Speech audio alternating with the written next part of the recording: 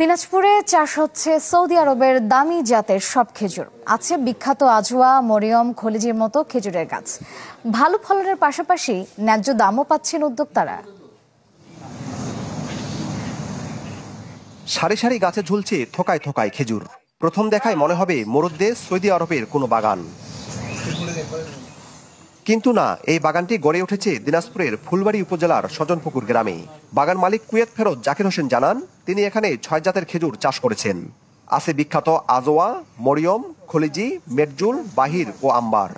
এখানে আমি বীজ থেকে চারা তৈরি করে খেজুর চাষ শুরু করি। প্রথম আমি শুরু করি 2018 সালে। এবার 2025 সালে আমার চতুর্থ ফলন। আলহামদুলিল্লাহ প্রতিটা গাছে অনেক ফলন আসে, যে এক একটা গাছে 100 থেকে 150 কেজি পর্যন্ত ফলন আছে। আর এই খেজুর গাছের একটা বিশেষ গুণ হলো ফলও দেয়, বাচ্চাও দেয়। যেমন আমরা বলি অফশুট বা কলম, একটা করে কলম অফশুট আমরা উচ্চ মূল্যে বিক্রি করতে পারি এবং ফলও এটা উচ্চ মূল্যে বিক্রি হয়। ব্যতিক্রম এই খেজুর ও বাগান দেখতে প্রতিদিনই আসছেন অনেক দর্শনার্থী।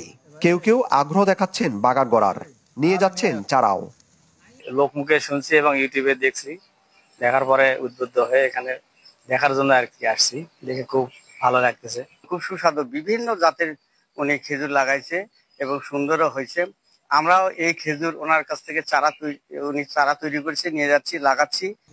দিনাজপুরের মাটি ও আবহাওয়া খেজুর চাষের উপযোগী বলে মনে করেন কৃষি সম্প্রসারণ অধিদপ্তরের কর্মকর্তা।